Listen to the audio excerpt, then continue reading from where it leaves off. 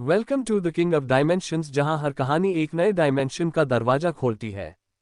Fantasy, romance, action या horror, हर episode में मिलेगा आपको एक नई दुनिया का अनुभव। ओपन बुक कहानियां जो दिल को छू जाएं और दिमाग में बस जाएं। अगर आपको कहानियों से प्यार है तो आप बिल्कुल सही जगह पर हैं। पुष्पिन सब्सक्राइब करो और जग जाओ हमारे इमेजिनेशन के अनंत डायमेंशंस से। प्लीज आप लोग इस वीडियो को पूरा देखें। हमारे चैनल बहुत डाउन चल रहा है और लाइक भी करें। एपिसोड 91 चुड़ैल से मुलाकात। शौर्य अपनी कंपनी के ऑफिस में पहुंचकर सामने बैठी लड़की को पंजाबी चुड़ैल बोलकर चढ़ाते हुए उसे पूछ रहा था। शौर्य की आवाज सुनकर वह लड़की शौर्य को देखकर गुस्सा होने के बजाय उसके पास दौड़कर आए और रोते हुए बोली, गुजराती फाफड़े, मुझे लगा तू मुझे भूल गया है, लेकिन रब दा शुक्र है कि आज मैं तेनू मिल सकी। मुझे माफ कर दो, मैंने तुम्हारी बात नहीं मानी और मैं उस आदमी के बहकावे में आकर तुमसे दूर चली गई। ये लड़की कोई और नहीं, रिया सिंघानिया थी।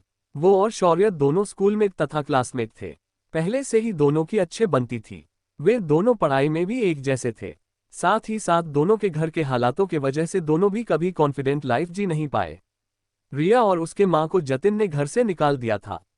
रिया की मां जतिन की पहली पत्नी थी, मगर उसने पैसों के चक्कर में मंत्री ओबरॉय के बहन से शादी की। उसके लिए उसने रिया की मां से तलाक लिया था। उसने अपनी पूरी जिंदगी बाद में कभी भी रिया और उसकी मां को कभी अपनाया नहीं। लेकिन एक साल पहले जब भारत सरकार का right to property for daughter pass हुआ, उसकी वजह से जतिन डर गया और उसने बहला फुसला कर रिया और उसकी मां को वापस बुला लिया था। लेकिन वापस जाते ही उसने रिया और उसके मां को घर का नौकर बनाकर रख दिया। शुभम और रिया की सौतेली माँ उस पर तरह तरह के जुल्म ढाते थे, मगर दोनों माँ बेटियां कुछ नहीं कर पाए। लेकिन आज की सुबह रिया के लिए एक नई जिंदगी थी। उसकी सौतेली माँ को मंत्री ओबरॉय के परिवार वाले लेकर चले गए। साथ ही उसके सौतेली माँ के नाम की सारी प्रॉपर्टी रिया के नाम कर दी गई। साथ ही साथ फीनिक्स फार्मा के 35% शेयर रिया को मिले, वो भी जतिन के पूरी प्रॉपर्टी के साथ। एक दिन में रिया जमीन से फलक तक पहुंच गई। लेकिन उसे बाद में सब कुछ पता चल गया और वो फूट फूट कर रोने लगी जब उसे पता चला कि ये सब किसी शौर्य ने किया है। इसके पता चलते ही सुबह सुबह उसने मीडिया के सामने अपना चेहरा एक बार दिखाया और सीधा फ्लाइट पकड़कर द्वारिका पहुंच गई थी, सिर्फ शौर्य से मिलने के लिए।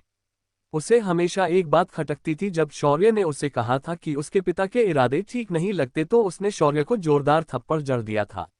लेकिन जब उसे अपनी पिता की सच्चाई पता चली तो हर वक्त खुद को दोषी ठहराकर रोते रहती थी। आज उसी शौर्य ने उसे उस नर्क से आज़ादी दिलाई थी।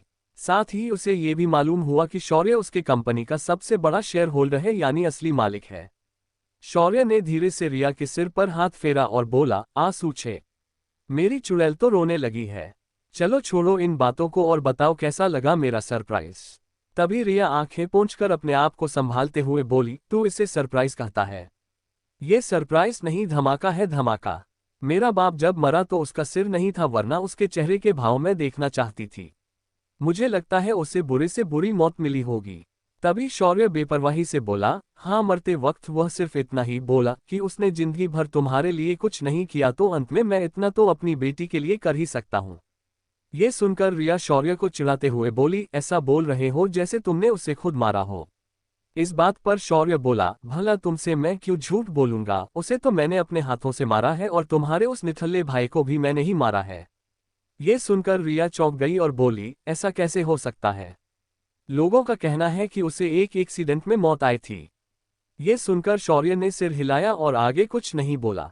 तभी कशिश बोली, बॉस, रिया मैडम, आप दोनों अंदर सोफे पर बैठकर बात कीजिए, मैं आपके लिए अभी कॉफी मांगती हूँ। ये सुनकर शौर्य रिया को अंदर वाले वीआईपी रूम में ले गया। ये रूम खास मेहमानों के लिए बनाया गया था। शौर्य सोफे पर एकदम से पैर पसार कर बैठ गया और आलस के साथ बोला, यहाँ वहाँ देखना बंद कर और बता तुझे क्या चाहिए। ये सुनकर रिया बोली, मुझे तुम चाहिए हो, मैं तुम्हें अपने साथ लेकर जाने आई हूँ। अगर मैंने देर कर दी तो मैं अपने आप को कभी माफ नहीं करूंगी। उसकी बात सुनकर उबासी ले रहे शौर्य की नींद उड़ गई और वह झट से खड़ा हो गया और बोला, ये क्या बोल रही हो तुम? तुम्हारा दिमाग ठीक तो है? तुम मुझे क्यों लेकर जाना चाहती हो? तुमने देखा नहीं मैं इस वक्त इस बड़े बिजनेस का अकेला मालिक हूँ। मेरे पास आज सब कुछ है, तो मैं तुम्हारे साथ भला दिल्ली क्यों आऊंगा? ये सुनकर आर्या शर्माते हुए बोली, कल शादी के बाद तो तुम्हें मेरे साथ आना ही होगा ना।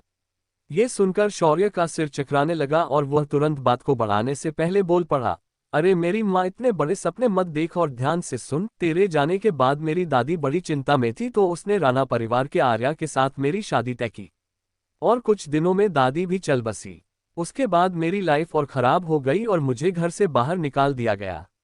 लेकिन किस्मत का खेल देखो, जब मैं वापस आया तो मैंने पहले अपने घर वालों को अकल सिखाई और बाद में राणा परिवार ने आर्या के साथ मेरी सगाई भी कर डाली।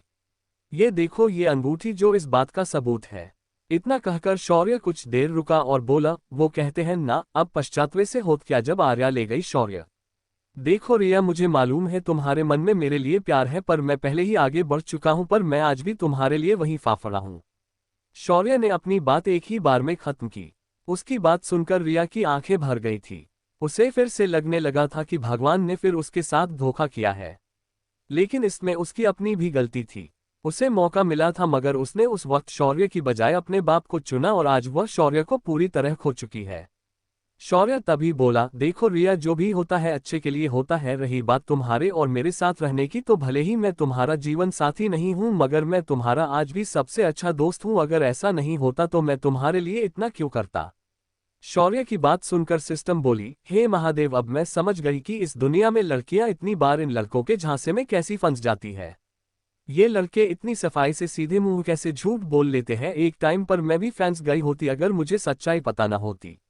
जब शौर्य ने अपने दिमाग में ये आवाज सुनी तो उसका मुंह अजीब तरह से टेढ़ा हो गया और वह दांत पीसते हुए मन में बोला, सिस्टम की बच्ची, तुझे तो मैं इस बार बाहर निकलकर तेरे गालों की साइज दुगनी नहीं की तो मेरा नाम भी शौर्य नहीं।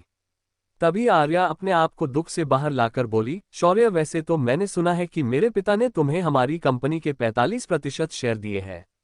इसका मतलब इस वक्त तुम हमारे कंपनी के सबसे बड़े शेयर होल्डर हो, तो तुम्हें आज शाम की पार्टी में आना होगा।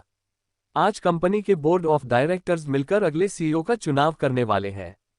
सभी के हिसाब से मैं कंपनी की सीईओ बनने के काबिल नहीं हूं, तो वे लोग मुझे हटाकर कंपनी के एमडी दिवाकर गुलेरिया के बेटे को नया सीईओ बनाना चाहते हैं। मैं चाहती हूं कि तुम इस पार्टी में आओ और मुझे सीईओ बनने में मदद करो। जब शौर्य ने ये सुना तो वह बोला, ये बोर्ड ऑफ डायरेक्टर्स क्या करते हैं कंपनी में? मेरी कंपनी में ऐसा कोई क्यों नहीं है? शौर्य की बचकानी बात सुनकर रिया बोली, हे मेरे अकल के दुश्मन, जब कंपनी को चलाते वक्त आप कुछ लोगों से अपने कंपनी को ओनरशिप शेयर करते हो तो वे लोग तुम्हारे कंपनी के बोर्ड मेंबर और शेयर होल्डर बन जाते हैं। इस वक्त मेरे पास 35% शेयर है और तुम्हारे 45, कुल मिलकर 80% हम दोनों के पास है और बचे 20 में से दिवाकर के अकेले के पास 10% शेयर है। इसी वजह से बाकी के लोग उसकी साइड से उछल रहे हैं। ये सुनकर शौर्य बोला, क्या ये लोग कंपनी के शेयर हमें बेच नहीं सकते ताकि मैं ऐसे लोगों को बाहर निकाल कर फेंक सकूं? मुझे बेवजह मेरे डिसीजन में टांग अड़ने वाले अच्छे नहीं लगते।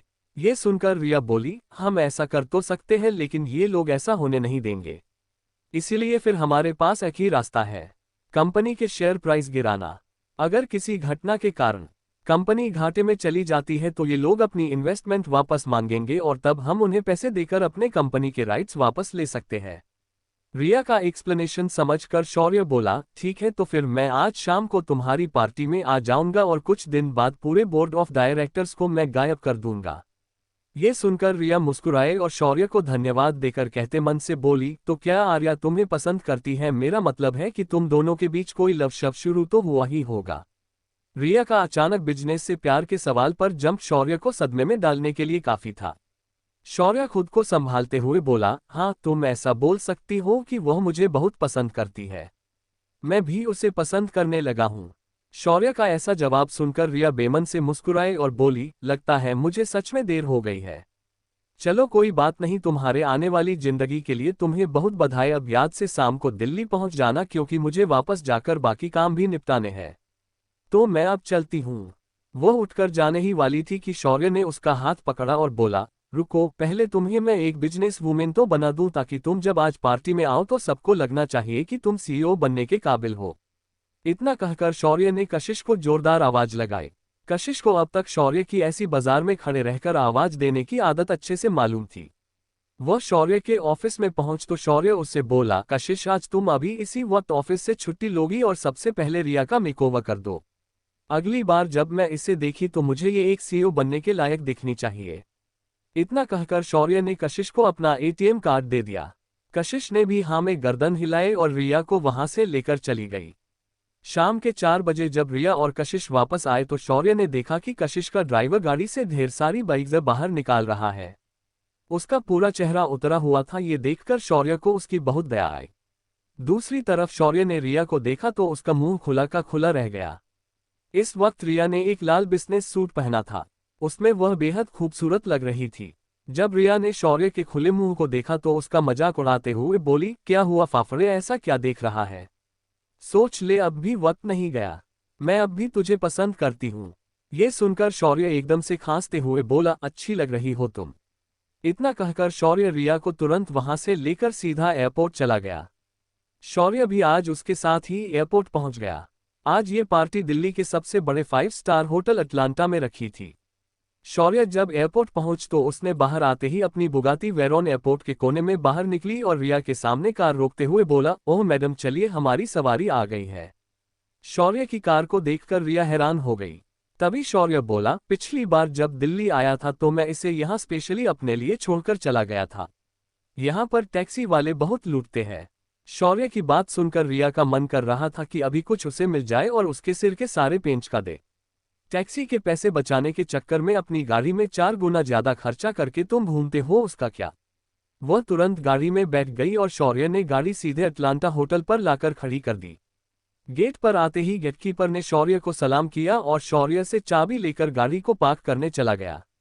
शौर्य और रिया होटल के अंदर आ गए और पार्टी हॉल की तरफ निकल गए। इधर पार्टी हॉल में माहौल कुछ खास गर्म हो रखा था। हर शेयरहोल्डर और डायरेक्टर के चेहरे पर एक अनिश्चित डर था। भले मीडिया ने ये खबर बदल दी थी, मगर वे लोग बहुत अच्छे से जानते थे कि पिछले कुछ दिनों से जतिन ने द्वारिका के अग्निहोत्री परिवार को बर्बाद करने के लिए कोई कसर नहीं छोड़ी थी। और ये लोग ये भी जानते थे कि शुभम को अग्निहोत्री मेंशन के गेट पर लटका दिया था और उसकी वहीं पर मौत हो गई थी। उन्हें कल ये भी पता चला था कि शौर्य लौट आया है और उसने सरकार को सबक सिखाने के लिए अपने सारे सप्लाई बंद कर दिए हैं। इस वक्त वे सब ये दुआ कर रहे थे कि शौर्य इस पार्टी में न पहुंच ताकि वे किसी भी तरह रिया पर दबाव बनाकर सीईओ की पोस्ट दिवाकर के बेटे विवेक गुलेरिया को दे। तभी पार्टी हॉल का दरवाजा खुला और रिया अब बीबी ने लाल बिजनेस सूट पहने बड़े ही कॉन्फिडेंट के साथ अंदर आए। उसके पीछे एक उसकी उम्र का लड़का जिसने वे एक सिंपल दिखने वाला बिजनेस सूट पहना था और ओंठों पर हल्की मुस्कान लिए आ रहा था। पहले तो सबकी नजरें रिया पर अटक गई थी। वे भवंडर भौचक के रह गए थे रिया के इस बदले मिजाज को देखकर। लेकिन जब उनकी नजर शौर्य पर पड़ी तो उनके पैरों तले जमीन खिसक गई। शौर्य मुस्कुराते हुए बोला, तो कैसे हैं आप लोग? मेरा नाम शौर्य है और मैं गीतांजलि मेडिसिन का मालिक और सब कुछ हूँ। शौर्य की आवाज सुनकर सभी के चेहरों पर 12 बजे थे। सभी ने अपनी फूटी किस्मत को मन ही मन बहुत दोष दिया। शौर्य के आते ही माहौल एकदम बदल गया। तभी दिवाकर बात को संभालते हुए आए और शौर्य की ओर हाथ बढ़ाकर बोले, मिस्टर शौर्य, हमने आपके बारे में बहुत सुना है। आपका फीनिक्स फार्मा की ओर से स्वागत है। अब क्या करेगा शौर्य? क्या शौर्य इस बार कोई टेढ़ी चाल चल के इन बिजनेस के धुरंधरों को परेशान करने वाला है? क्या रिया बन पाएगी नई सीईओ, या फिर शौर्य पूरी कंपनी की स्ट्रक्चर ही बदल देगा? अब क्या होगा आगे, जानने के लिए बने रहिए मेरे साथ। एपिसोड 92 उल्टीमुंह सीधी बात।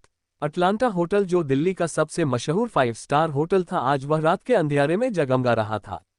आज रात इसी होटल के अंदर फीनिक्स फार्मा का भविष्य बनाने वाला था और बिगड़ने भी वाला था। और इसे बनाने और बिगड़ने वाला इंसान आज इस होटल के अंदर अपनी हाजिरी लगा चुका था। इस समय फीनिक्स फार्मा के एमडी दिवाकर गुलेरिया ने ये पार्टी रखी थी।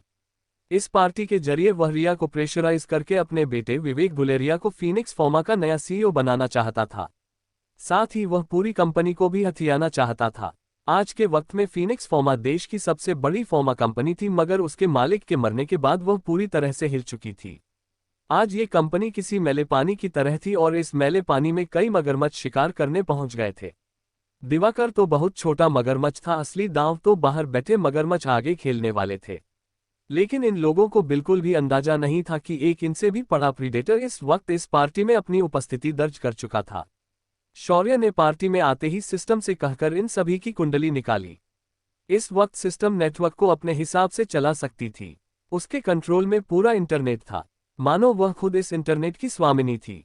सिस्टम ने भी इन सब की कुंडली शौर्य के दिमाग में ट्रांसफर की। सब कुछ जानने के बाद शौर्य ने हॉल में मौजूद सब लोगों को देखा और मन में बोला, ये बिजनेस अगर शेयर किया जाए तो इतने प्रॉब्लम्स फेस करने पड़ते हैं, मुझे पता नहीं था। आज इस पार्टी में मौजूद हर आदमी रिया के खिलाफ है। शौर्य ने दिवाकर को देखकर अपना हाथ आगे बढ़ाया और बोला, थैंक यू दिवाकर सर, मुझे यहाँ आकर बड़ा अच्छा लगा। दिवाकर ने फिर सभी लोगों को शौर्य का इंट्रोडक्शन करवाया और ये भी बताया कि शौर्य इस कंपनी के मेजर शेयर होल्डर है। सभी लोग शौर्य को अजीब नजरों से देख रहे थे मगर शौर्य को एक नजर खटक गई। ये था विवेक गुलेरिया। शौर्य ने भी उसे देखा और मुस्कुराते हुए उसके पास जाकर बोला, ओ चिरकुट, तेरा नाम क्या है? क्या मैंने तेरी कोई चीज छीनी है क्या जो तू मुझे इस तरह से घूर रहा है? या तू वैसा वाला है जिसे लड़कों में इंटरेस्ट होता है? लेकिन एक बात बता दूं, मैं तेरी तरह नहीं हूं, मुझे बस खूबसूरत लड़कियां पसंद है। शौर्य की बात सुनकर विवेक आग बबूला हुआ पर उसने अपने आप को काबू करते हुए कहा, नहीं, मेरा नाम विवेक गुलेरिया है और ऐसी कोई बात नहीं है। बस मैं हैरान था कि इतनी छोटी उम्र में आपने एक ऐसी कंपनी बनाई है जो सरकार को भी झुका सकती है। ये सुनकर शौर्य मुस्कुराते हुए बोला, ओह, तो तू है वो नगीना जो आज सीईओ बनने के सपने देख रहा था। वो क्या है ना कि कंपनी का इस वक्त असली मालिक मैं हूं और मैं तय करूंगा कि मैं अपनी कंपनी किसे चलाने दूंगा और मेरी नज़र में तू सिर्फ एक बिगड़ा अमीरजादा है जिसने अपने बाप के पैसों पर बहुत आयाशी की है। तो तू इस कंपटीशन में रिजेक्ट हो चुका है। मैं तुम्हें उस लायक नहीं समझता। शौर्य की सीधी और तीखी बातें विवेक को दिल में बहुत चुभ रही थी और इसी वजह से वह अपना आपा खो बैठता है और शौर्य को देखकर बोलता है, देखो, मैं तुम्हें इसलिए झेल रहा था क्योंकि तुम मेजर शेयर होल्डर हो, लेकिन अगर हमने ठान लिया कि हम तुम्हें कुछ नहीं करने देंगे तो तुम्हारा बाप भी हमें रोक नहीं सकता। ये सुनकर शौर्य जोर से हंस पड़ा और बोला, ओह, तो ये बात है, तो बताओ तुम ऐसा कैसे करोगे? क्या तेरा बाप ये होने देगा? ये सुनकर विवेक तुनकते हुए बोला, वो तो तुम्हें कुछ ही देर में पता चल जाएगा, जस्ट वेट एंड वॉच। इतना कहकर विवेक वहां से भाग गया। विवेक शौर्य के मुंह नहीं लगना चाहता था। उसे अच्छे से पता चल चुका था कि शौर्य उसे जानबूझकर उकसा रहा है। उसके जाते ही दिवाकर जो पार्टी के सेंटर में खड़ा था वह सबका ध्यान अपनी ओर खींचने के लिए एक चम्मच अपने ग्लास पर मारते हुए उसे बजाकर बोला, आप सभी का इस पार्टी में स्वागत है।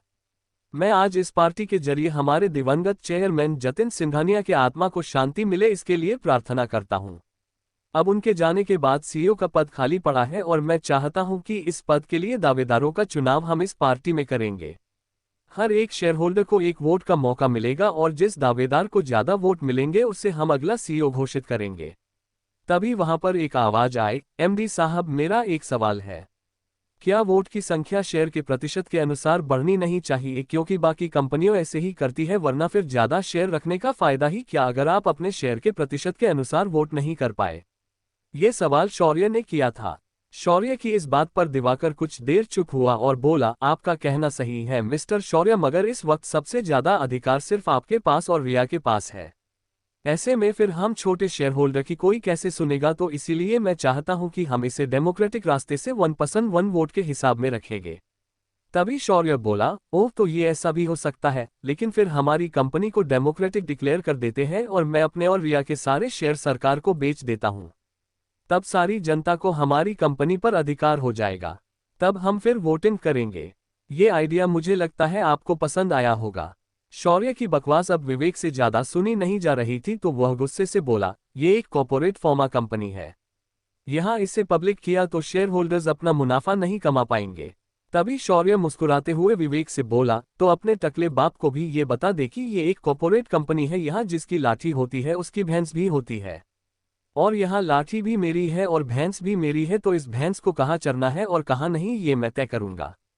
शौर्य ने इतना कहा और अपने हाथ में पकड़ा ग्लास टेबल पर रख दिया। शौर्य की बात सुनकर अब दिवाकर कुछ नहीं बोल पा रहा था।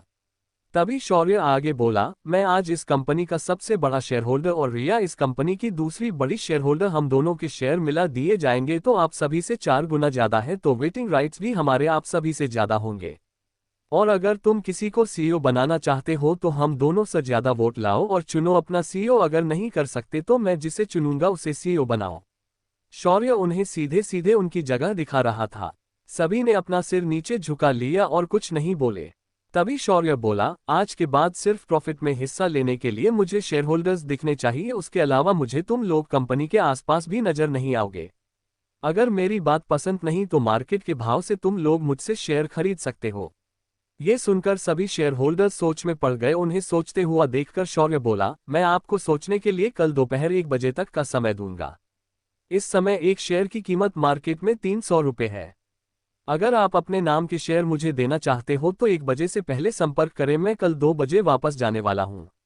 और हाँ, मैं चाहता हूँ कि कंपनी की सीईओ रिया ही बनेगी और इसमें कोई चेंज नहीं है, और मुझे अगर पता चला कि किसी ने इंटरनल पॉलिटिक्स खेलकर उसे काम करते वक्त परेशान किया तो मैं उसकी वही हालत करूंगा जो मैंने शुभम की थी। शौर्य ने आखिरी लाइन कही थी, तब सबके सामने गेट पर टांगे शुभम की तस्वीर झलक गई और सभी ने ठंडी सांस ली। इधर इतना कहकर शौर्य खड़ा हुआ और रिया का हाथ पकड़कर उसे बाहर ले गया। बाहर आते ही शौर्य को कुछ खाने का मन किया तो वह अपनी गाड़ी को पार्किंग में ही छोड़कर रिया को लेकर सामने लगे रात के ठेलों पर लेकर आया। वहां पर तरह तरह के पकवान थे। सभी के सभी chaat, Chinese, fast food, ice cream, dosa बनाने वाले तथा कुछ मांसाहारी खाना बेचने वाले भी थे। शौर्य खुद अग्निहोत्र की वजह से वेजिटेरियन था। उसके दादी ने उसे कभी भी मांस खाने नहीं दिया। साधना करते वक्त भी भैरव साधना के अनुसार उसे शाकाहार ही करना था। शौर्य पहले एक चाट के ठेले पर गया और 2 प्लेट आलू चाट मंगाया।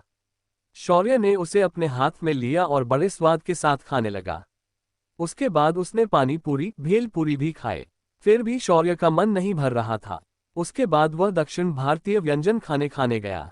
उसने डोसा, इडली, मेदू वड़ा भी खा लिया। उसके बाद उसने कुछ समोसे और आलू टिकिया भी खाए। शौर्य का चाट प्रेम देखकर रिया बहुत हैरान थी। तभी शौर्य को लगा कि उसे उसके शरीर के अंदर ही कोई खींच रहा है। जब उसने ध्यान दिया तो सिस्टम उसके कंधे के बगल से अपना सिर बाहर निकालकर आइसक्रीम के ठेले को देख रही थी। शौर्य ये बात समझ गया और उसने वहां पर जाकर ढेर सारी आइसक्रीम खरीद ली और पैक करवा ली। ये देख रिया को कुछ समझ में नहीं आया और शौर्य ने भी उसे कुछ नहीं समझाया। पेट भर चाट और अन्य स्ट्रीट फूड का स्वाद लेने के बाद शौर्य होटल वापस आया। उसने एक रूम अपने लिए बुक किया और वहां से जाने लगा। तभी रिया बोली, मैं कहाँ जाऊंगी इतनी रात को, मुझे भी एक कमरा दिला दो। ये सुनकर शौर्य को अपनी गलती का एहसास हुआ और बोला, वो मैं कुछ सोच रहा था तो मैंने तुम्हारी ओर ध्यान नहीं दिया। चलो तुम्हारे लिए भी एक कमरा बुक करते हैं। जब वह रिसेप्शनिस्ट के पास पहुंचा तो उस लड़की ने कहा, सर हमारा कमरा बहुत बड़ा है, इसमें आप दोनों सो सकते हैं।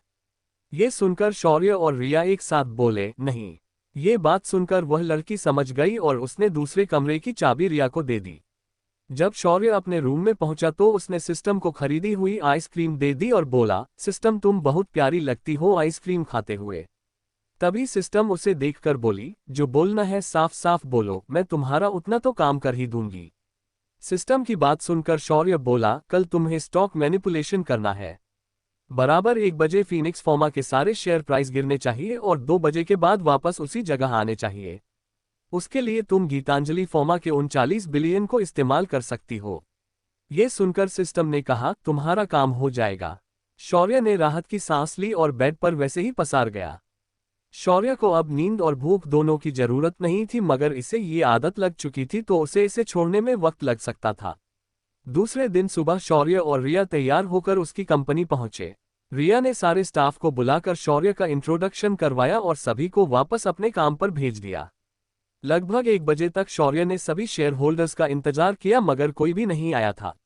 ये देखकर उसके चेहरे पर एक कुटिल मुस्कान आए और उसने सिस्टम को अपना काम शुरू करने के लिए कहा। सिस्टम ने शौर्य की बात मानकर काम शुरू किया और देखते ही देखते स्टॉक प्राइस 300 से गिरकर 50 रुपये तक आ गई। मार्केट में हर तरफ हलचल मच गई। किसी को भी ये समझ नहीं आ रहा था कि ये अचानक क्या हो रहा है। खुद रिया भी हैरान परेशान हो गई थी, लेकिन जब उसने शौर्य की मुस्कान देखी वह शांत हो गई। ठीक 1:30 बजे पहला शेयर होल्डर ऑफिस में पहुंच गया और बोला, शौर्य सर आप मेरे सारे शेयर खरीद लीजिए, मैं इन्हें बेचना चाहता हूं। इसे देखकर शौर्य ने अपना हाथ झटका और अपनी कलाई पर बंधी घड़ी को देखकर बोला, सॉरी सर आपने देर कर दी, अब मैं आपके शेयर खरीद नहीं सकता। वो क्या है ना कि दी हुई मोहलत के हिसाब से समय निकल चुका है। ये सुनकर वह आदमी बोला, सर अभी भी स्टॉक प्राइस 50 पर रुकी है, अगर इससे नीचे मार्केट गिर जाता है तो मैं अपनी सारी इन्वेस्टमेंट खो दूंगा। तभी दिवाकर दौड़कर अंदर आ गया और बोला, सर हम इस मार्केट प्राइस पर हमारे शेयर आपको दे देंगे, प्लीज ना मत कहिए। उसके बाद मानो शेयर होल्डर्स की बाहर लाइन लग गई। शौर्य ने एक उबासी ली और बोला, ठीक है मैं इन्हें खरीद लेता हूं, चलो हिसाब लगाओ अपने स्टॉक्स का। शौर्य के ऐसे कहते ही उनके चेहरे पर एक स्माइल आ गई और सेक्रेटरी ने तुरंत पेपर लाए और ट्रांसफर एग्रीमेंट्स पर सभी के साइन लिए। शौर्य ने भी हर एक को उनकी कीमत दे दी। इसमें शौर्य ने लगभग 200 करोड़ गवा दिए, मगर कंपनी अपने कंट्रोल में ले ली। सिर्फ प्राइस एक्शन होती तो बात अलग थी, लेकिन शौर्य ने सिस्टम के जरिए मार्केट में झूठी खबर फैलाई थी। खबर ये थी कि फीनिक्स फार्मा अब बिकने वाली है और वे लोग अपने 3 पेटेंट बेचने जा रहे हैं। इस खबर ने मार्केट को हिलाकर रख दिया था। कुछ ही देर में सभी रिटेल इन्वेस्टर्स ने अपना पैसा निकाल लिया और सिस्टम ने उन्हें खरीद लिया। इस वक्त 100% का सारा मालिकाना हक शौर्य और रिया के नाम पर आ चुका था। 2 बजाते ही सिस्टम ने खबर को झूठा होने की खबर मार्केट में छोड़ दी। साथ ही स्टॉक प्राइस वापस जिस जगह से गिरी थी उसी जगह वापस आ गई। शौर्य का ये दांव उल्टे मुंह सीधी बात था। शौर्य ने बिना कुछ किए सारी कंपनी 1 घंटे के अंदर अपने नाम कर ली थी। इधर जब ये बात सभी शेयर होल्डर्स को पता चली और उन्हें एहसास हुआ कि उन लोगों ने अपने पैर पर कुल्हाड़ी नहीं मारी थी, पर उन्होंने अपना पैर सीधा कुल्हाड़ी के नीचे दिया था और शौर्य ने वह कुल्हाड़ी पकड़कर उनके पैर पर मारी थी, वो भी हंसते हंसते। शौर्य ने फीनिक्स फार्मा का मैटर को निपटा कर उसने सारी जिम्मेदारी रिया के कंधों पर डाल दी और वहां से द्वारिका निकल गया। जब वह द्वारिका पहुंचा तो घर पर दीनानाथ उसका इंतजार कर रहे थे। शौर्य को अपने सामने देखकर उन्होंने कहा, शौर्य कल अमावस्या है, तुम्हें आज ही महाराष्ट्र के लिए निकलना चाहिए ताकि कल शाम तुम पूजा समय पर शुरू कर सको। विराज भी आज इशिका के साथ आया है और तुम्हारा इंतजार कर रहा है। ये सुनकर शौर्य अपना वादा याद आया और उसने तुरंत निकलने की तैयारी कर ली। सबसे पहले उसने कशिश और सिमरन को फीनिक्स फार्मा की जानकारी दी और रिया और कशिश में कोऑर्डिनेशन बना कर दिया। उसके बाद उसने कॉलेज में एक और लंबी छुट्टी के लिए अप्लाई कर दिया। जब तक शौर्य इन सभी कामों को निपटा कर आर्या के पास पहुंचा तो आर्या ने भी साथ चलने की जिद पकड़ ली। ये सुनकर शौर्य भी हताश होकर उसके जिद के आगे हार गया और उसे अपने साथ लेकर आ गया। घर पर आते ही उसने अपनी थार गाड़ी को रिंग में डाल दिया। उसके बाद उसने कई सारे कपड़े और बाकी पूजा का सामान अपने साथ लिया। उसने घर के पूजा घर से अग्निहोत्र अपने साथ लिया। शौर्य के बाहर आते ही विराज, इशिका, आर्या और शौर्य के साथ मराठों की धरती देखने निकल गए। अब क्या होने वाला है आगे? क्या शौर्य किसी परेशानी में फंसने वाला है? कैसा रहेगा शौर्य का महाराष्ट्र का सफर? क्या उसे कुछ मिलने वाला है इस पूजा के बाद? कैसी पूजा करने वाला है शौर्य? इन सभी सवालों के जवाब जानने के लिए बने रहिए हमारे साथ। 93 भैरव के सामने काल भैरव। शौर्य, आर्या, विराज और इशिका चारों महाराष्ट्र के लिए निकल चुके थे। ये सफर उन्होंने द्वारिका से कोल्हापुर तक फ्लाइट से तय किया था। जब वे शाम को कोल्हापुर उतरे तो शौर्य ने वहां की हवा में एक अपनापन महसूस किया। आखिरकार ये उसके कुल की मूल भूमि थी। एयरपोर्ट पर उतरते ही शौर्य ने एक अंधेरे कोने में जाकर अपनी थार जीप बाहर निकाली और चारों उसमें बैठकर सांगली की तरफ निकल गए। रात के 10 बजे चारों अग्निहोत्रियों की पुश्तैनी हवेली, जिसे मराठी में वाडा कहा जाता था, वहां पहुंच गए। रिवाज के हिसाब से शौर्य के आते ही उसके अग्निहोत्र का दरवाजे पर पूजन किया गया, फिर पारंपरिक विधियों के साथ उसे लाकर पूजाघर में स्थापित किया गया। अग्निहोत्री परिवार यहाँ का एक राजसी परिवार था। यहाँ इनकी इतनी जमीन थी कि उन्हें भी अपनी कुछ जमीन पता नहीं थी। साथ ही साथ ये अग्निहोत्री परिवार बहुत बड़ा था। विराज के पापा इस परिवार के सबसे छोटे बेटे थे। उनका नाम अशोक अग्निहोत्री था। उनसे बड़े और 3 भाई थे। सबसे बड़े भाई का नाम आनंद था और दूसरे नंबर के भाई का नाम ज्ञानेश्वर था तो तीसरे का नाम दिगंबर था। इन चारों भाइयों के बीच सिर्फ एक बहन थी जिनका नाम मंजुश्री था। घर में प्रवेश करते ही शौर्य को राजस्वी परिवार की ठाठ का अंदाजा हो गया। घर के अंदर कई सारी पुरानी चीजें वैसी की वैसी थी। दीवारों पर तलवारें और ढालें लगाई हुई थी तो कुछ जगहों पर शिकार किए गए जानवरों के सिर लटकाए हुए थे। जब शौर्य घर के मेन हॉल में आया तो उसके सामने उसके बड़े दादाजी महिपत राव बैठे थे। उन्हें देखकर शौर्य ने उनके पैर छुए और आशीर्वाद लिया। उसके बड़े दादाजी को कभी भी शौर्य के बारे में कुछ बताया नहीं गया था। वे एक सीधे और मानवतावादी इंसान थे। अगर उन्हें शौर्य के साथ जो हुआ है वह मालूम पड़ा होता तो वे दीनानाथ को उल्टा लटकाकर नीचे से मिर्ची की धूरी जरूर देते। जब शौर्य ने सबसे मुलाकात की और वह सोफे पर बैठा तो महिपत राव बोले, वैसे मैंने तुम्हारे बारे सिर्फ टीवी और अखबारों में पढ़ा है और जाना है। आज तुम्हें सामने देखकर पता चला कि तुम जैसे टीवी पर कोई घमंडी लगते हो वैसे बिल्कुल भी नहीं हो। ये सुनकर शौर्य सिर्फ मुस्कुराया और कुछ नहीं बोला। तभी आर्या सामने आए और उसने दादाजी के पैर छुए। तभी विराज उसकी पहचान कराते हुए बोला, दादाजी ये आर्या राणा है, शौर्य की मंगेतर। ये सुनकर दादाजी बोले, जीते रहो बेटी जीते रहो। चलो शौर्य की शादी भी तय हो गई है, अब बस इस विराज की चिंता है। पता नहीं इसमें क्या प्रॉब्लम है, कोई लड़की इसे पसंद ही नहीं करती। आईपीएस बनने के बाद तो इस घर के सामने लाइन लगने चाहिए थी लड़कियों की, पर कोई नहीं आया। ये सुनकर शौर्य ने विराज को देखा, जो अपना सिर नीचे झुकाए अपनी आंखों के कोने से इशिका को देख रहा था। इशिका इस वक्त एकदम सीरियस एक्सप्रेशन के साथ दादाजी को देख रही थी। ये देखकर शौर्य को कुछ अजीब लगा, तो उसने दादाजी से कुरेद कर पूछा, वैसे तक विराज मेरे साथ इतने दिनों से रह रहा है, मुझे तो कोई बात अजीब नहीं लगी इसमें। तभी दादाजी मुस्कुराए और बोले, अजीब बात उसमें नहीं है, ये तो मैं भी जानता हूं, लेकिन कोई तो है जो उसकी शादी होने नहीं दे रहा। जब दादाजी ऐसे बोल रहे थे तो उनकी नज़र इशिका के ऊपर बनी थी। इशिका ने जब ये महसूस किया तो उसने ऐसे चेहरा बनाया मानो इससे उसका कोई लेना देना नहीं है। अब शौर्य को सारा मामला समझ आ गया था, तो उसने अपने बगल में बैठे विराज के पैर पर एक चांटा मार दिया। विराज को बहुत दर्द हुआ, मगर उसने अपने होंठ भींच लिए मगर आवाज नहीं की। तभी परिवार की औरतें किचन से खाने का सामान लेकर बाहर डाइनिंग टेबल की तरफ जाकर उसे रखते हुए शौर्य को ध्यान से निहार रही थी। जब खाना लग गया तो सारी औरतें वहां आए और एक साथ दादाजी के पीछे खड़े हो गई। तभी सबसे बड़ी बहू ने धीरे से कहा, मामाजी खाना लग चुका है, आप सब खाने के लिए चल सकते हैं। शौर्य सभी को गौर से देख रहा था। हर एक महिला ने मराठी स्टाइल साड़ियां पहनी थी। सभी औरतें साक्षात लक्ष्मी का रूप लग रही थी। शौर्य ने ऐसा माहौल अपने घर में कभी नहीं देखा था। उसके घर में औरतें वन हिसाब से अपने कमरे में अंदर ही रहती थी और घर का खाने से लेकर सारे काम नौकर करते थे। सभी लोग टेबल पर बैठ गए और खाना खाने लगे। शौर्य ने जब पहला निवाला खाया तो अचानक उसके शरीर में एक करंट दौड़ गया। खाना एकदम स्वादिष्ट था और साथ ही काफी कड़क तीखा था। शौर्य ने बिना रुके खाने को खाना शुरू किया। तभी उसकी नजर चपटी और भाकरी पर पड़ी। शौर्य ने उसे तोड़कर अपने हाथों में लिया और खाने लगा। शौर्य को हर निवाले के साथ एक अलग ही आनंद मिल रहा था। लोग कहते हैं ना, माँ के हाथ का खाना, ये वैसी वाली फीलिंग थी। तभी शौर्य के आंखों से आंसू बहने लगे। इसे देखकर सभी लोग हैरान हो गए। तभी शौर्य बोला, ये खाना बहुत कमाल का है, इसे खाने के बाद मानो परम सुख मिल गया हो। ये सुनकर दादाजी भी मुस्कुराए और बोले, बेटा यहाँ के लोग मीठा कम खाते हैं और तीखा ज्यादा खाते हैं, इसीलिए सब कहते हैं कि महाराष्ट्र वाले बड़े ही तीखे होते हैं। ये सुनकर शौर्य मुस्कुराया और बोला, हाँ शायद इसीलिए मैं भी उन गुजरात के लोगों के साथ घुल मिल नहीं पाता, पर यहाँ पर मुझे एकदम आज़ाद होने का एहसास होता है। ये सुनकर दादाजी खुश हुए और बोले, ये तो बहुत ही अच्छी बात है। ऐसा करो, तुम अब यही सेटल हो जाओ और अपना बिजनेस महाराष्ट्र में ट्रांसफर कर लो। दादाजी की बात सुनकर शौर्य मुस्कुराया और बोला, चाहता तो मैं भी यही हूं, पर अब सब कुछ वहां पर बस दिया है, नहीं तो मेरी हालत भी मोहम्मद बिन तुगलक की तरह न हो जाए, जो दिल्ली से महाराष्ट्र आया और बर्बाद हो गया।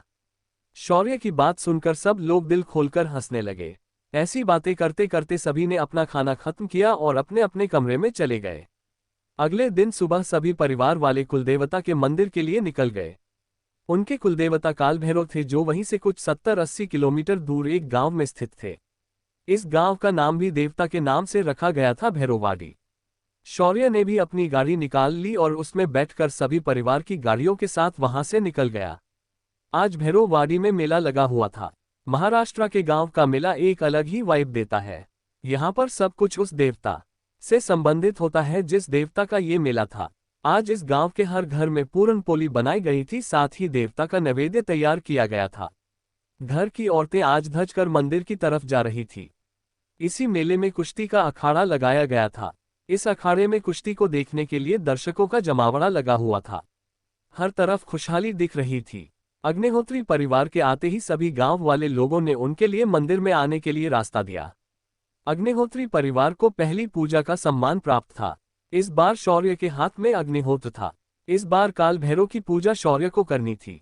शौर्य मंदिर में परिवार के साथ आया और जैसे ही वह मंडप में पहुंचा तो उसके कानों पर भैरव मंत्र पड़ने लगे। शौर्य ने अपनी स्पीड बढ़ाई और वह तुरंत गर्भगृह में अंदर चला आया।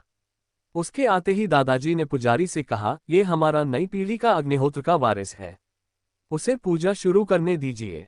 पुजारी ने भी शौर्य के हाथ में पवित्र जल का कलश दिया और अभिषेक शुरू करने कहा। शौर्य ने कलश हाथ में लिया और एक बार उस देवता की मूर्ति को देखने लगा। वह मूर्ति बहुत प्राचीन थी। उस मूर्ति में एक जीवित आभा थी। शौर्य ने उस मूर्ति को गौर से देखा और कलश हाथ में लेकर प्रणाम किया और भैरव मंत्र को बोलते हुए अभिषेक शुरू किया। इस वक्त शौर्य के मुंह से निकलने वाले मंत्र किसी देववाणी से कम नहीं थे। जैसे जैसे शौर्य मंत्र बोल रहा था, मूर्ति के ऊपर पड़ने वाला पानी भाप बनकर उड़ने लगा। धीरे धीरे मूर्ति की आभा बदलने लगी। शौर्य के मंत्र जाप से उसके शरीर की आध्यात्मिक ऊर्जा की तरंगे उस मूर्ति में सामने लगी और मूर्ति अधिक आकर्षक और जीवित लगने लगे। जलाभिषेक के बाद दुग्धाभिषेक किया गया। शौर्य इस वक्त पूजा में पूरी तरह से तल्लीन हो गया था, मानो वह कोई साधना कर रहा हो। बाहर खड़े सब लोग इस बार पूजा को ध्यान से देख रहे थे। शौर्य की पूजा विधि पारंपरिक विधि से अलग थी, मगर बहुत ही अलौकिक लग रही थी। उसके बाद कुमकुम के पानी का अभिषेक हुआ और आखिर में हल्दी का अभिषेक हुआ। इस पूरी विधि के दौरान शौर्य के अंदर की आध्यात्मिक ऊर्जा मूर्ति में जा रही थी और मूर्ति के अंदर की ऊर्जा शौर्य के अंदर जा रही थी। शौर्य ने देवता के वस्त्र मूर्ति को पहना दिए। जब पूजा संपन्न हुई तो एक तेज हवा का झोंका मंदिर के प्रांगण से गुजरा और घंटों की गूंज हर तरफ बजने लगी। घंटी की गूंज होते ही ढोल वादकों ने ढोल बजाने शुरू किए। उसके साथ गुलाल और सूखे नारियल के टुकड़ों को उड़ाया गया। देखते ही देखते हर कोई गुलाबी रंग में रंग गया और मेले का आरंभ हो गया। सभी भक्त दर्शन लेने आगे आए और अपना नैवेद्य चढ़ाकर चले गए। पूजा के बाद जब शौर्य बाहर आया तो उसे अपने अंदर कुछ बदलाव महसूस हुआ। तभी सिस्टम ने कहा, होस्ट तुम्हारी तो लॉटरी लगी है। इस मूर्ति में भगवान भैरव की ऊर्जा छुपी हुई थी और आज तुमने उसे अभिमंत्रित करके जगा दिया है। युद्ध के देवता का वारिस बनने के लिए तुम्हें ये आगे जाकर करना था, मगर तुमने इसे अनजाने में कर दिया है। इस वजह से तुमने आज काल भैरव के काल यानी समय पर नियंत्रण करने की तकनीक को सीखने की काबिलियत प्राप्त की है। तभी शौर्य बोला, इसका मतलब क्या मैं समय को नियंत्रित कर पाऊंगा? तभी सिस्टम बोली, हाँ, जब तुम अपनी साधना के संत अधिपति स्तर को प्राप्त कर लोगे तो तुम्हें समय की शक्ति महसूस होने लगेगी और तुम उसे नियंत्रित करने की विधि को मेरे द्वारा सीख पाओगे। फिलहाल तुम ये समझ लो कि तुम सिर्फ क्वालिफाई हुए हो। ये सुनकर शौर्य का मुंह उतर गया और वह परिवार के साथ मेले में इधर उधर घूमने लगा। तभी उसे आर्या ने अपनी ओर बुलाकर कहा, क्या हम कुश्ती देखने चले? वो क्या है ना, मुझे देसी कुश्तियों बहुत पसंद है। ये सुनकर शौर्य ने अपनी गर्दन हाँ में हिलाए और वह विराज, इशिका और आर्या के साथ कुश्ती के मैदान की तरफ चला गया। जब वे लोग यहाँ पहुंचे तो शौर्य ने देखा कि उसके दादाजी पहले ही वहां पर बैठे थे। शौर्य अपने साथियों के साथ दादाजी के पास आ गया, लेकिन तभी इशिका अचानक विराज के पीछे छिपने लगी। जब शौर्य ने ये देखा तो उसकी नज़र दादाजी के बगल में बैठे एक बूढ़े इंसान पर पड़ी। शौर्य को ये कुछ अजीब लगा। तभी वह बूढ़ा बोला, अब क्या उसके पीछे छिपकर वैसे ही खड़ी रहेगी या फिर अपने दादा के पास भी आएगी? ये आकार इशिका तुरंत तुनकते हुए बोली, ऐसा कोई दादा होता है क्या जो अपनी पोती को, जो एक पुलिस ऑफिसर है, उसे एक बेवड़े के गले में बांध दे? मुझे घर वापस आने का कोई शौक नहीं है। इशिका की बात सुनकर वह बूढ़ा बोला, मैंने जुबान दी थी उनको, अब मैं उस पर क्या कर सकता था? मुझे भी ये पता नहीं था कि वह लड़का ऐसा निकलेगा। ये सुनकर इशिका धीरे से विराज के पीछे से उस बूढ़े आदमी के पास गई और उनके गले लग गई और बोली, आपको पता है, आप लोगों से दूर रहने में मुझे भी कोई मजा नहीं आ रहा था, मगर आपकी हरकतों की वजह से मैं भागने पर मजबूर थी। इशिका, अगली बार ऐसा करने की भी मत सोचना। इस दुनिया में तुम्हारे अलावा मेरी चिंता कोई नहीं करता। इशिका के दादाजी ने उसे नाम आंखों से कहा। तभी महिपत राव बोले, वामन राव, कभी कभी हमारी आंखें कुछ बातों को नहीं देख सकती, इसलिए दोनों तरफ से हमें विचार करना चाहिए। इस वक्त इशिका भी अपने दादाजी से दूर हो गई थी और उसने दादाजी की बात सुनकर कहा, आपने सही कहा दादाजी। तभी वामनराव बोले, वैसे अब तो सभी लोग विराज और इशिका के नौकरी लगने की बात जान चुका है। अब मुझे लगता है कि अब आगे की बात भी कर लेनी चाहिए। ये सुनकर दादाजी चुप हो गए और विराज को देखने लगे। विराज बेचारा कुछ भी समझ नहीं पावर थम। तभी शौर्य ने पीछे से उससे तपली मारी और बोला, बाकी चीजों में तो बड़े स्मार्ट बनते हो, ये बात क्यों नहीं समझ रहे हो? विराज को पहले तो गुस्सा आया, पर जब उसने उसकी बात सुनी तो वह सोच में पड़ गया। उसे तो अब तक लगता था कि इशिका अभी भी उसे पसंद नहीं करती, वह तो बस उसको एक दोस्त मानती है। लेकिन शौर्य के बाद से उसके दिमाग की बत्ती जल गई हो और वह तुरंत मन में फैसला करते हुए दादाजी को देखकर बोला, अगर दादाजी को ऐतराज नहीं तो मैं आज यहीं पर एक बात कहना चाहूंगा। ये देखकर वामनराव बोले, हाँ हाँ, तुम अपनी बात रख सकते हो, मुझे कोई ऐतराज नहीं है। ये सुनकर विराज ने एक गहरी सांस ली और एक बार इशिका को देखा, जिसके चेहरे पर जबरदस्ती के लिए हुए सीरियस एक्सप्रेशन थे। फिर वह इशिका के दादाजी से बोला, मैं आपसे इशिका का हाथ मांगना चाहता हूँ। आ गए, आपको सही लगे तो आप हाँ कर सकते हैं। इतना कहते कहते विराज ने अपनी गर्दन झुका ली। विराज की ये बात एकदम से कही गई थी, लेकिन शौर्य ये जनता था और आर्या भी इसे समझ गई थी। इस वक्त इशिका के ओंठों पर हल्की मुस्कान देखी जा सकती थी जो वह उसे छुपाने की कोशिश कर रही थी। तभी महिपत राव उठे और उन्होंने एक जोरदार चपत विराज के सिर पर मार दी और बोले, यही तो कमी थी तुझ में पत्ते के उल्लू, तुझे अब पता चला क्या? क्या तुझे अजीब नहीं लगा था जब तू ऑफिसर बनने चला गया तब से ये लड़की तेरे साथ चिपकी है। वो हर कदम पर तेरे साथ है तो वह पागल तो है नहीं कि तेरे पीछे हमेशा आते रहे। जी करता है तुझे अभी उस अखाड़े में ले जाकर पटक दूं। जब दादाजी ने सारे पत्ते खोल दिए तो इशिका का चेहरा लाल हो गया था। इस वक्त विराज को लग रहा था कि वह इस दुनिया का सबसे बेवकूफ आदमी है। उसने शौर्य को देखा तो शौर्य ने उसे सिर्फ अपनी गर्दन हिलाई, मानो वह कह रहा हो कि हाँ ये सच है कि तू इस दुनिया का सबसे बेवकूफ आदमी है। तभी वामन राव बोले, अगर इशिका इस बात पर मान जाती है तो मैं तैयार हूं इस बात के लिए। तभी इशिका शर्माते हुए बोली, दादाजी मैं आपके फैसले के खिलाफ कभी गई हूं। ये सुनकर विराज ने एक गहरी सांस ली। तभी कुश्ती के मैदान से एक चुनौती की आवाज आई, सुना है अग्निहोत्रियों के यहाँ कोई चिकना छोरा आया है जिसने आज मंदिर की पूजा की है। क्या वह सिर्फ पूजा ही जानता है या उसे कुछ मर्दानी खेल भी आता है? अब ये कौन सी नई मुसीबत शौर्य के सामने आई थी? क्या शौर्य इस चुनौती का जवाब देगा या चलेगा कोई टेढ़ी चाल? अब क्या होगा आगे? 94 शौर्य को छेड़ना मना है। भैरववाड़ी में मेला लगा हुआ था और इस मेले में आज विराज और इशिता के चोरी के प्यार को दोनों दादाजी ने मिलकर सहमति दी थी। उसी की सब लोग खुशी माना ही रहे थे कि उनके सामने किसी ने शौर्य को चुनौती दे दी।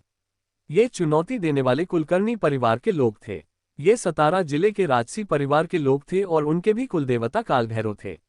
वे लोग हर साल यहाँ आकर अग्निहोत्रियों को चुनौती देते थे मगर हर साल अग्निहोत्री उन्हें नजरअंदाज करते थे। दादाजी को बेवजह ऐसी फालतू बातों में कभी उलझने का मन नहीं करता था, लेकिन वे जब मेले से लौटते थे तो अगले 1 महीने तक कुलकर्णियों को हर धंधे में चुनौती लेटर भेज भेज कर देते थे और उन्हें उसमें हारते थे। कुलकर्णी भी ऐसा हर साल करते थे और दादाजी भी उन्हें हर साल धंधे में हराते थे। आज कुलकर्णी परिवार अपने पहलवानों के साथ आकर फिर से अग्निहोत्रियों को उकसा रहा था, लेकिन इस बार उन्होंने गलत बंदे को उकसाया था। दादाजी इस बात पर कुछ कह पाते उससे पहले ही शौर्य अखाड़े में कूद गया था। इतनी देर से शांत लगने वाला शौर्य अचानक एक शैतानी मुस्कान के साथ बोला, बहुत समय हो गया किसी को पिटे हुए, चलो जरा हाथ साफ कर दिया जाए। मुझे भी देखना है कि तुम्हारे पहलवानों में क्या इतना दम है कि इस चिकने को हर सके। जब कुलकर्णियों ने ये बात सुनी तो उन्हें यकीन नहीं हुआ। वैसे तो हर साल कुलकर्णी परिवार के पहलवान हमेशा जीतते थे। उनके घर में लगभग आधे दर्जन से भी ज्यादा लड़के पहलवानी करते थे और कई स्टेट और नेशनल मेडल भी जीत चुके थे। शौर्य एक योद्धा था, उसे कुश्ती के नियम मालूम नहीं थे, तो उसने एक बार सामने वाले पहलवान को देखा और पूछा, क्या उठाकर पटकने से बात बनेगी या फिर मुझे उन्हें चित करना पड़ेगा? वो क्या है ना, मैंने कभी कुश्ती खेली नहीं है। ये बात सुनकर वह पहलवान हंसते हुए बोला, बच्चे अगर कुश्ती नहीं आती तो अभी पीछे हट जा वरना कहीं तेरे हाथ पैर न टूट जाए। ये सुनकर शौर्य बोला, तू चपड़ चपड़ मत कर और नियम बता क्या करना है। ये सुनकर वह लड़का बोला, पहली बात तो तुम्हें ये कुश्ती परंपरा के अनुसार अपने लंगोट में लड़नी होगी। दूसरी बात, तुम्हें अपने प्रतिद्वंदी की पीठ को जमीन पर टिकाना है, तो वह दांव तुम्हारा हो जाएगा। तुम लात घुसे इस्तेमाल नहीं कर सकते, इसमें सिर्फ बल का प्रयोग होगा। उसकी बात सुनकर शौर्य ने हाँ में अपनी गर्दन हिलाए और अपने कपड़े उतारने लगा। जैसे ही शौर्य ने अपना शर्ट उतर दिया, उसकी स्टील जैसी ऊपरी बॉडी जो इतना कसी हुई थी कि हर जगह पर एक निश्चित आकार बन चुका था। उसका चौड़ा सीना और पीठ बहुत ही आकर्षक लग रही थी। उसके पेट की जगह एब्स दिख रहे थे और उसकी मांसपेशियां मानो तराशकर लगाई गई हो। शौर्य ने उसके बाद अपने जादुई कपड़े का आकार कुश्ती के लंगोट में बदल दिया और अपनी पेंट उतर दी। उसे पहले थोड़ा अजीब लगा लेकिन उसने उस बात को नजरअंदाज किया और सीना तानकर खड़ा हुआ और बोला, चल आज देखते हैं इस गूंदे हुए आटे में कितना दम है। शौर्य ने इतना कहा और आगे कदम रख दिया। वह लड़का भी शौर्य के सामने आके खड़ा हो गया और शौर्य से एक कुश्ती के चालाकी का दांव चलने की सोचकर अपना हाथ आगे बढ़ते हुए उससे हाथ मिलने गया, पर जब उसने हाथ मिलाया वह अपना दांव भूल चुका था क्योंकि उससे पहले ही वह हवा में उड़ गया था। शौर्य ने उसे एक हाथ से उठा लिया था और उसे किसी बोरे की तरह घुमाकर नीचे पटक दिया। शौर्य के ऐसा करते ही पूरे दर्शकों ने शोर मचाना शुरू कर दिया। वह लड़का जो नीचे गिरा था वह अपनी जगह से उठ नहीं पा रहा था। ये देख शौर्य कुलकर्णियों की तरफ देखकर बोला, ओ चाचा ये तो उठ ही नहीं पा रहा, क्या मैं ये समझा कि मैं जीत गया? ये सुनकर बूढ़ा कुलकर्णी बोला, ये तो मेरा सबसे कमजोर पोता था जिसे तूने हरा दिया। अजीत, जाओ उसे मजा चखाओ। ये सुनते ही एक गठीला लड़का मैदान में आ गया। ये अजीत 2 बार महाराष्ट्र श्री जीत चुका था, साथ ही एक बार नेशनल भी उसने जीती थी। तभी भीड़ में से लोग बोलने लगे, अरे देवा, अब अजीत सीधे मैदान में उतर गया है, अब इस लड़के का क्या होगा। ये अजीत हैवान है, हैवान, ये अपने प्रतिद्वंदी को मिट्टी खिलाकर ही मार देगा। तभी एक और आदमी बोला, पिछली बार इसने शेगांव के पाटिल को बहुत बुरी तरह हराया था, साथ ही उसका एक हाथ भी तोड़ दिया था। अजीत मैदान में उतरा और अपने टी शर्ट को अपने हाथ से फाड़ते हुए अपनी गठीली बॉडी दिखाते हुए शौर्य की तरफ बढ़ा। शौर्य अपनी जगह पर वैसे ही खड़ा था। तभी अजित एक तेज दौड़ लगते हुए पलक झपकते शौर्य के सामने आया और उसने शौर्य को कमर से पकड़कर उठाने की कोशिश की। अचानक फुस की आवाज हुई और अजीत का सारा दम निकल गया। अजीत को महसूस हुआ कि वह शौर्य को उठा नहीं पाया और उठाने के चक्कर में उसकी सारी हवा निकल गई थी। तभी शौर्य की आवाज उसके कान में आई, क्या हुआ, निकल गई हवा। शौर्य ने इतना कहकर अजित की पीठ जो उसके सामने थी उसे पकड़ा और उसे हवा में उठा दिया। हवा में उठाते ही अजीत उल्टा घूम गया और उसका चेहरा आसमान की तरफ मुड़ गया और उसकी पीठ जमीन की तरफ थी। तभी धड़ाम की आवाज के साथ अजित जमीन में धंस गया। नीचे गिरते ही अजीत अपना एक हाथ उठाकर कुछ करने की कोशिश कर रहा था, लेकिन अचानक वह बेहोश हो गया। अजीत के चित होते ही शौर्य ने ये बाजी जीत ली थी। शौर्य फिर सभी की ओर देखकर अपने दंत ठोके और बोला, गांव वालों, कभी किसी फौजी को कभी चुनौती मत देना, वरना यही होता है। इतना कहकर शौर्य ने इनाम रखे टेबल की ओर देखा और होस्ट करने वाले आदमी देख के बोला, अरे चाचा, वो क्या शौक लिए रखे है, लेकर आओ भाई, हमने इसे जीता है।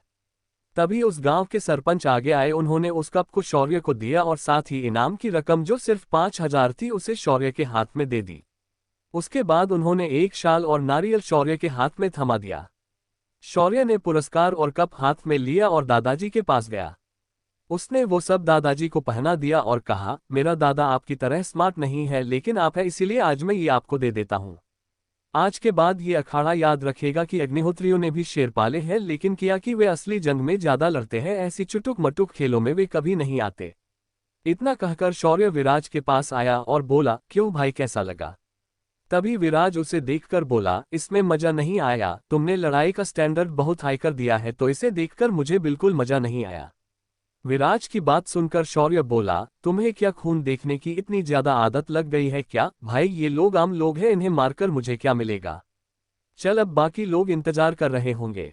शौर्य जब बाकी परिवार वालों के पास आया तो उसने सभी को कप दिखाया और बोला, तो परिवार के लोगों, इसे देखो, आज मैंने इसे जीत कर लाया है और मैं इस बात से बहुत खुश हूँ। जब सभी ने ये सुना तो सभी को थोड़ा अजीब लगा, क्योंकि शौर्य की बात सुनकर उन्हें लग रहा था जैसे शौर्य ने ऐसा पहली बार किया है।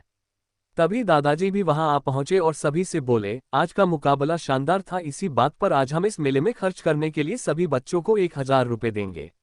ये सुनकर शौर्य विराज को सवालिया नजरों से देखने लगा तो विराज बोला, भाई, इस मेले में कोई भी चीज 1,000 से ज्यादा की नहीं होती, तो ये 1,000 खर्च करने के लिए बहुत ज्यादा है। ये सुनकर शौर्य ने हाँ में गर्दन हिलाए और अपने 1,000 रुपये दादाजी के हाथों से लिए और आर्या को लेकर मेला घूमने निकल गया। उसके जाते ही दादाजी ने विराज को हाथ पकड़कर एक कोने में ले गया और सीरियस होकर पूछा, वो शौर्य ऐसा क्यों बोला कि उसका दादा इतना स्मार्ट नहीं, मगर मैं स्मार्ट हूँ। ये सुनकर विराज हकलाते हुए बोला, दादाजी, वो बात ये है कि। तभी दादाजी बोले, अब हकलाना बंद कर और मुझे सब सच बता। ये सुनकर विराज समझ गया कि आज या कल वैसे भी ये बात दादाजी को पता चल जाएगी, तो उसने एक गहरी सांस ली और शौर्य की बचपन से लेकर अब तक की कहानी दादाजी को बता दी। दादाजी ने जब पूरी बात सुनी तो वे बोले, अग्निहोत्री खानदान का खून होकर भी उसे उस बेवकूफ लड़की ने इसे कभी माँ का प्यार नहीं दिया। इसे सुनकर मेरा जी करता है कि अभी वहां जाऊं और उस औरत को घर से बाहर निकल दूं और उसके सारे रिश्ते इस परिवार के साथ तोड़ दूं और उस दुनिया को उल्टा लटका कर नीचे से मिर्ची की धूरी दूं। तभी विराज बोला, छोड़िए ना दादाजी, उन्हें शौर्य ने उनकी जगह दिखा दी है। मैंने उसकी माँ को अब उसके लिए आंसू बहाते हुए देखा है और पूरा परिवार शौर्य से अब बहुत डरा रहता है। अगर अब अपने कोई एक्शन लिया तो हम अब उनके जख्मों पर नमक मलने का काम करेंगे। ये सुनकर दादाजी ने अपना गुस्सा शांत किया और फिर विराज को वहां से जाने के लिए बोल दिया। उन्हें इस समय बहुत बुरा लग रहा था। कुल के इतने नायाब बेटे को एक अनाथ की जिंदगी अपने घर में रहकर जीना पड़ा, ये बात उन्हें अंदर से खाए जा रही थी। तभी उनकी बड़ी बहू और उनका बड़ा बेटा उनके बेटों और बहुओं के साथ व्यापार आया तो उन्होंने दादाजी का चेहरा देखा तो पूछा, बाबा क्या हुआ, आप इतने चिंता में क्यों दिख रहे हैं। ये सुनकर दादाजी जो अपना गुस्सा दबाए बैठे थे अचानक फूट पड़े और दांत पीसते हुए अपने भाई को गाली देते हुए उन्होंने शौर्य की पूरी कहानी उनके सामने बयां कर दी। जब उन लोगों ने ये सुना तो उन्हें ही बहुत गुस्सा आया था, लेकिन अब बात हाथ से निकल चुकी थी। दूसरी तरफ शौर्य आर्या को मेला दिखाने ले गया था। उसने उसे अलग अलग खाने के स्टॉल्स पर ले जाकर उसे खूब सारे खाने के प्रकार टेस्ट कराए, साथ ही साथ झूले की सैर भी कराए। तभी सिस्टम जो इन चीजों को देखकर बहुत खुश हुई थी, वह शौर्य बार बार वहां पर दिखने वाली अलग अलग ठंडाई और बर्फ के गोले तथा देसी कुल्फी मांगने लगी। शौर्य ने उसकी जिद को समझकर उसके लिए ढेर सारी आइसक्रीम खरीदी और उसे अपने स्टोरेज रिंग के माध्यम से दे दिया। तभी आर्या बोली, टीम इतनी सारी आइसक्रीम हमेशा खरीदते हो मगर मैंने तुम्हें कहते हुए नहीं देखा, क्या करते हो तुम उनका। इस सवाल पर शौर्य अब बुरी तरह फंस चुका था। वो कुछ सोचकर उसे जवाब देने ही वाला था कि उसे भीड़ में से आवाज सुनाई दी, तो क्या हुआ अगर तू अग्निहोत्री परिवार की बहू है, याद रख कि ये भैरववाड़ी है और ये मेरा गांव है, तेरा परिवार हमारा कुछ नहीं बिगाड़ सकता। उस आदमी की बात शौर्य के कानों पर पड़ी और उसके कान खड़े हुए। वह तुरंत मुड़ा और वहां चला गया। वहां बहुत भीड़ लगी थी। शौर्य ने देखा कि विराज की तीसरी चाची अपने बेटी के सामने खड़ी थी और उन मंचलों की ओर गुस्से से देख रही थी। तभी वह लड़का बोला, तुझे अगर तेरी बेटी को बचाने का इतना शौक था तो उसे घर में छुपा कर रखा कर यहाँ लेकर आने की क्या जरूरत थी। जब शौर्य ने ध्यान से उसकी बहन को देखा तो पाया कि वो रोते जा रही थी। तभी शौर्य का गुस्सा बढ़ गया और उसने आव देखा न ताव और सीधे आसपास के लोगों को एक जोरदार धक्का दिया और उस लड़के के सामने आया और उसने उस लड़के को सीधा एक किक मार दी। उस लड़के को वह किक बड़ी जोर से थी, उसके वजह से वह पीछे उड़ गया और उसके पीछे खड़े लड़के भी उसके साथ उड़ गए। तभी शौर्य ने उसका पैर हवा में ही पकड़ लिया और उसे घुमा के किसी कपड़े की तरह पटक दिया। शौर्य अब वहीं पर रुकने वाला तो बिल्कुल नहीं था। उसने तुरंत अपनी गन निकाली और उस लड़के के मुंह में घुसेड़ कर कहा, अभी मैंने क्या सुना, तो कह रहा था कि हमारी लड़कियों को घर में रहना चाहिए, लेकिन तुझे नहीं लगता अगर तुझ जैसे पागल कुत्तों को घर में बांध कर रखा होता तो अच्छा नहीं होता। जब लड़के को होश आया तब तक उसके मुंह में गन आ चुकी थी, उसकी सिट्टी पिट्टी गुल हो चुकी थी और वह कुछ भी बोल नहीं पा रहा था। शौर्य ने फिर एक नज़र भीड़ को देखा और बोला, और नामर्दों कैसा लगा शो, इतनी देर से जो तुम ये तमाशा देख रहे थे तो क्या तुम यही करते जब तुम्हारी बहन बेटियों को भी ये पागल कुत्ते काटने आते हैं। शौर्य की बात सुनकर सारी भीड़ ने सिर झुका लिया और वे लोग कुछ नहीं बोल पाए। फिर शौर्य ने उस लड़के के मुंह से बंदूक निकली और उसके सिर पर रख दी और बोला, अब सबके सामने एक बार फिर से वही शब्द बोल जो तूने थोड़ी देर पहले बोले थे। शौर्य की बात सुनकर उस लड़के की पेंट गीली हो चुकी थी। वह हाथ जोड़ते हुए बोला, दादा मुझे माफ कर दो, मैं अपनी जिंदगी में ऐसी हरकत कभी नहीं करूंगा, मैं तुम्हारे पैर पड़ता हूं। शौर्य ने ये सुना तो उसने हंसते हुए कहा, ये करने के लिए मैं तुम्हें उस लायक छोड़ूंगा तब ना। इतना कहकर शौर्य ने बंदूक नीचे की ओर ले जाकर उस लड़के के दोनों घुटनों में 2 गोलियां मार दी और उसे किसी कचरे की तरह उठकर एक हाथ से फेंक दिया। फिर उसकी नज़र जब उसके साथियों पर पड़ी तो शौर्य ने उन्हें उसके पास आने का इशारा किया। वे लोग तुरंत शौर्य के पास आकर खड़े हो गए। तभी शौर्य ने अपनी गन अंदर रखी और जरा इधर उधर देखा तो उसकी नज़र एक बेत के लट पर पड़ी। शेर ने उसे हाथ में लिया और बोला, तुम जैसे चमचों की वजह से ऐसे कुत्ते ज्यादा भौंकने लगते हैं। चलो अब आज के बाद तुम लोग किसी की चमचागिरी कभी नहीं करोगे। इतना कहकर शौर्य ने उस लट से उन्हें पीटना शुरू कर दिया। वह उन्हें इतनी बुरी तरह से मार रहा था कि पूरे मेले में भगदड़ मच गई। ये किसी दक्षिण भारतीय फिल्म के सीन से कम नहीं था। शौर्य की पिटाई इतनी ज्यादा खतरनाक थी कि किसी भी लड़के अब इतनी भी ताकत नहीं थी कि वो अब अपनी जगहों से हिल पाए। तब तक दादाजी विराज और बाकी सारा परिवार वहां पहुंच गया था। जब विराज ने ये देखा तो उसका गुस्सा भी बढ़ गया। उसने भी गुस्से से अपनी गन निकाली और उस अधमरी सी हालत में पड़े लड़के के ऊपर तान दी। तभी एक मेले के ड्यूटी पर तैनात इंस्पेक्टर दौड़ते हुए आया और उसने विराज पर अपनी गन तान दी। अब आगे क्या होने वाला है? क्या पुलिस शौर्य और विराज को अरेस्ट करेगी या फिर उन्हें छोड़ देगी? क्या उस पीते हुए लड़के का बैकग्राउंड अग्निहोत्रियों से भी बड़ा होगा? अब क्या करेगा शौर्य? इन सवालों का जवाब जानने के लिए बने रहिए हमारे साथ। 95 मिनल खतरे में। मेले के अंदर शौर्य ने दर्जन भर लोगों को पीट दिया था, साथ ही एक आदमी के घुटनों में 2 गोलियां भी मारी थी। इसके बाद जब विराज अपना गुस्सा निकलने जा रहा था तो उस पर एक इंस्पेक्टर ने बंदूक तान दी थी। जब विराज ने ये देखा तो उसने अपनी बंदूक नीचे की और उस पुलिस वाले से कहा, कैसी ड्यूटी कर रहे हो तुम, यहाँ ये लड़के बहन बेटियों को छेड़ रहे हैं और तुम कहीं कोने में आराम से बैठे हो। तभी वह पुलिस वाला अपनी बंदूक को अपनी बेल्ट में लगाते हुए बोला, मुझे कानून मत सिखा, पहले ये बताओ कि तुम मेले में बंदूक कैसे लेकर आ गए। ऑफिसर की बात सुनकर विराज ने अपना आईडी कार्ड उसे दिखाते हुए कहा, क्या अब एक इंस्पेक्टर एसीपी को कानून के बारे में बोलेगा। विराज की आईडी देखकर इंस्पेक्टर ने जल्दबाजी में अपना हाथ उठाया और एक सैल्यूट मारा और बोला, सॉरी साहब, मुझे मालूम नहीं था, हम लोग तो अपनी ड्यूटी कर ही रहे थे। जब हमें खबर मिली तो मैं दौड़ते हुए यहाँ पर पहुंच गया। विराज ने उसकी बातों को नजरअंदाज किया और बोला, इन गांव गुंडों को उठाकर लेकर जाओ और इनकी और एक बार अच्छे से खातिरदारी करना। उसके बाद विराज मुड़ा और शौर्य से बोला, भाई तुझे इतना गर्म होने की जरूरत नहीं थी, तूने तो उस बेचारे को अब अपाहिज बना दिया। ये सुनकर शौर्य खुद को शांत करते हुए बोला, आज अगर यहाँ भीड़ नहीं होती तो आज मैं इन्हें सीधा ऊपर पहुंचा देता। ये सुनकर विराज को वो दिन याद आया जब शौर्य खून में नहाकर लोगों को हाथों से फाड़ रहा था। विराज बोला, ठीक, अब आगे का मैटर दादाजी देख लेंगे, अब तुम चलो मेरे साथ। इतना कहकर विराज शौर्य को वहां से लेकर चला गया। इधर दादाजी ने सारी बात जानी तो उन्हें उस लड़के के बारे में भी पता चला। वह इस गांव के एक बड़े अमीर जमींदार का बेटा था। बाप की जायदाद बहुत थी तो ये नालायक बाप के पैसों पर हर किसी को परेशान करता था। अब तक उसने कई लड़कियों पर हाथ डाला था मगर उसके बाप की वजह से कोई उसे कुछ नहीं कर पाता था। दादाजी ने गांव के सरपंच से कहकर उस लड़के के बाप को वहां पर बुलाया। उस लड़के का नाम सागर पाटिल था और उसके पिता अशोक पाटिल थे। अशोक भी इस वक्त वहीं गांव में रिश्तेदार के घर पर दावत का मजा ले रहा था। लेकिन जब सरपंच का संदेशा मिला तो वह तुरंत वहां पहुंच गया। उसने देखा कि उसका बेटा और उसके साथी बुरी तरह से घायल थे और पुलिस वाले वहां खड़े रहकर उनका प्रथमोपचार करवा रहे थे।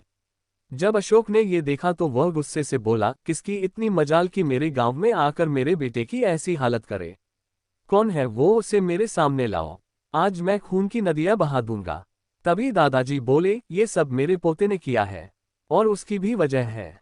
उसने मेरे परिवार की लड़की को छेड़ा और मेरी बहू के साथ बदतमीजी की तो उसे इस बात की सजा तो मिलनी ही थी। जब अशोक ने दादाजी की बात सुनी तो पहले उसका गुस्सा और बढ़ गया, लेकिन जैसे ही उसे कुछ याद आया वह अपने घुटने पे बैठ गया और बोला, मालिक मुझे माफ कर दो, मेरे बेटे से भूल हो गई। मैं आपसे वादा करता हूं कि वह इस गांव में नहीं, इस राज्य में वह कहीं नजर नहीं आएगा। इसे जितनी सजा मिली है उतनी काफी है। जब सारे गांव ने देखा कि कैसे अशोक जो किसी के सामने नहीं झुकता आज दादाजी के सामने घुटने पर बैठ गया है, ये देखकर पूरा गांव हैरान था।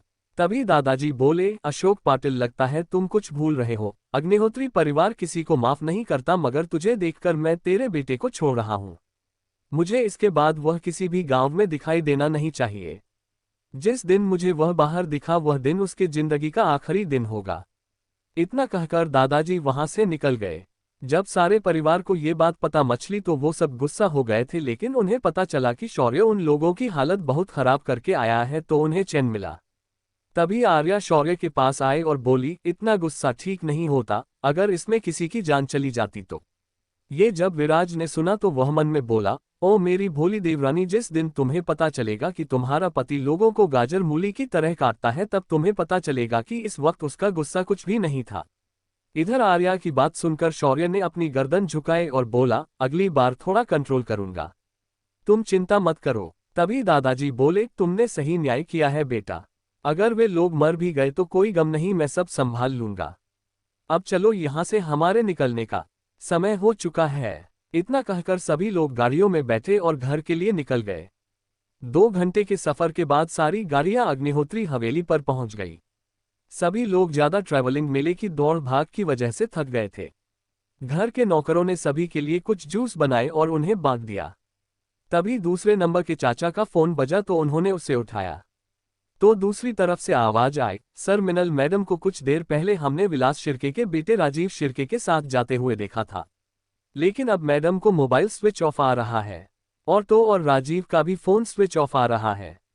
सर मैं आपको बोलना तो नहीं चाहता लेकिन आपकी बेटी उसे कुछ ज्यादा ही अच्छा इंसान समझ बैठी है। जब ज्ञानेश्वर ने ये सुना तो उन्होंने सिर्फ इतना कहा, ठीक है मैं देख लूंगा। तभी दूसरी ओर से फोन कट गया। तभी दादाजी ने पूछा, क्या बात है, किसका फोन था? बाबा कंपनी से फोन था। मैंने एक एम्प्लॉय को मिनल पर नजर रखने के लिए कहा था। पिछले कुछ दिनों से बिजनेस के बहाने राजीव शिर्के बार बार उससे मिलने आता है। आज तो वह उसे अपने साथ कहीं लेकर गया है। और अब मिनल का फोन स्विच ऑफ आ रहा है। क्या हुआ है मिनल के साथ?